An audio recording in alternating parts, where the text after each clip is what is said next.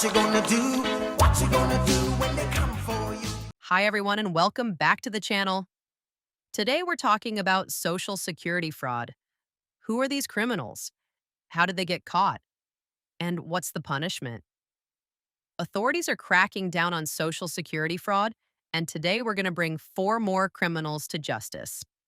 In this video, we're going to get into the scams these criminals were doing and the sentences they got. Social Security fraud is serious. It steals from retirees, the elderly and disabled, people who have worked their whole lives for their benefits. It's happening across the country, and today we're fighting back. I have 4 new cases, and you're not going to believe what these people have done to steal from the SSA. Remember that reporting Social Security fraud pays a reward. So watch the video till the end because I'm going to tell you how you can get a reward and also how you can avoid getting scammed by Social Security fraud. If you like the channel, be sure to subscribe so you don't miss the latest Social Security news. Let's get right into it. Our first case involves a 62-year-old couple from Overland Park, Kansas. Lynn and Kirk Ritter pleaded guilty to wire fraud and theft of government funds. So what happened? Last June, when Lynn Ritter got sick and had to go into a care facility, her husband Kirk called the police to inform them of a death in the family. Police arrived at the Ritter residence and found the father, 82-year-old Mike Carroll, deceased. Here's the kicker. The father had been deceased for 6 years already and was laying in his bed in a mummified state. Lynn and Kirk had kept the dead body in their house for 6 years. It was like a real-life weekend at Bernie's, but that lasted 6 years. That's disgusting. Apparently, it's not against the law in Kansas to keep a dead body undisturbed. Some sort of religious freedom thing. But what is against the law is collecting Social Security benefits from a dead person. The Ritters hadn't told friends or relatives about the death of their father. They denied anyone the ability to mourn the old man or attend a funeral. They stripped away the old man's dignity and let him rot away on a bed for 6 years. And all that so they could collect over $215,000 of Social Security and pension intended for the old man. A federal judge sentenced Lynn Ritter to 12 months in prison. Kirk Ritter was sentenced to 7 months in prison. They also agreed to pay all the money back. So, what do you think? Is this the right sentence? What should we do about these fraudsters? Leave us a comment below. We want to know what you think. Our next case involves 71-year-old Joseph Smith from New Bedford, Massachusetts. Smith was just sentenced for stealing over $450,000 of disability benefits intended for a 20-year veteran. This veteran was living with Smith's family and was diagnosed with ALS in 2015. He was approved for disability benefits by the Veterans Administration and started collecting $8,318 a month in benefits.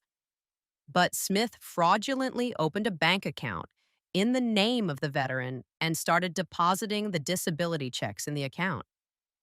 He then withdrew the funds in cash and used the money on himself. In total, Smith stole more than $450,000 in VA disability benefits. Smith was sentenced to 23 months in prison and ordered to pay $459,550 in restitution. So what do you think? Is that the right sentence for stealing from a military veteran? Let us know what you think in comment section below. If you like the video, please click the like button. Next up, we have 25-year-old Francesca Calagui and 27-year-old Dondre Gray of Emeryville, California. Francesca and Dondre were high school sweethearts who turned into the Bonnie and Clyde of Social Security fraud. Their friendship began on the high school basketball court, and after graduating, Francesca got a job as a bank teller. She used her position at the bank to fraudulently deposit treasury checks. Here's the scam. Dondre would obtain stolen U.S. Treasury checks intended for Social Security beneficiaries. They would have a runner endorse the checks and cash them at J.P. Morgan Chase, where Francesca was a teller. Text messages obtained between Francesca and Dondre show them discussing the ongoing scheme in which Dondre stated, I definitely don't want to scam with Chase since you work there. And Francesca responded, I do not care if you scam us, Lemma.io. Francesca and Dondre are charged with devising and executing a scheme to cash at least 339 stolen U.S. Treasury checks totaling more than $850,000. If convicted, each faces a maximum sentence of 30 years in prison and a fine of $1 million on each count. They are scheduled to appear later this year before the U.S. District Court for sentencing. How long should Francesca and Dondre be put away for stealing $850,000 from Social Security? Let us know in the comment section below, and don't forget to subscribe to the channel because we're going to give updates of these sentences. Our last case involves a 76-year-old man named Stephen Craig Campbell from Weed, New Mexico. This case is really creepy and mind-blowing. You see, Stephen was a fugitive using someone else's identity for over 30 years. Stephen attended the University of Arkansas in the 1970s and became friends with a certain Walter Lee Kaufman. Walter died shortly after graduating, but Stephen kept his identifications. Stephen was arrested in Wyoming in 1982 for attempted first-degree murder. He allegedly planted an explosive device at the doorstep of his estranged wife's boyfriend. When his wife opened the door, the bomb exploded, causing her to lose a finger and suffer other injuries. The blast also set fire to the residence and a neighboring house. Stephen was reportedly released on bond in 1983 but failed to appear in court, resulting in an active warrant for attempted first-degree murder. This is when Stephen went into hiding. He assumed the identity of his college buddy, Walter Lee Kaufman. He applied for a passport under Kaufman's name in 1984 and renewed it multiple times, always using a photograph of himself. Stephen also obtained a replacement Social Security card in Kaufman's name, using an Oklahoma driver's license under Kaufman's name.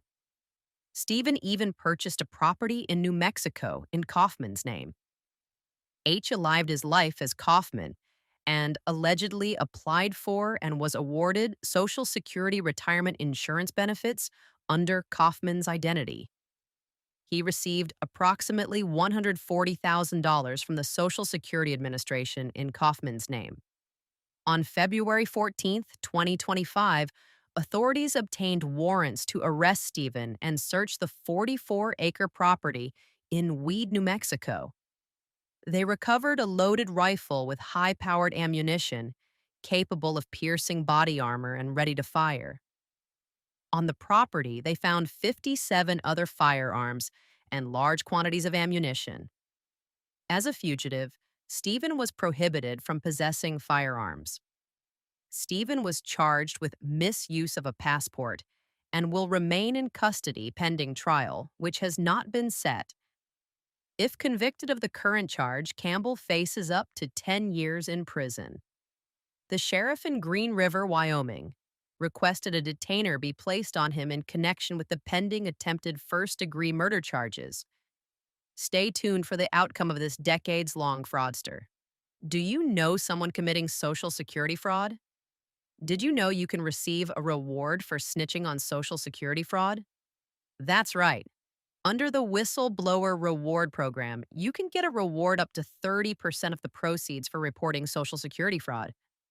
To report Social Security fraud, head over to oig.ssa.gov/report or call the fraud hotline at 1-800-269-0271.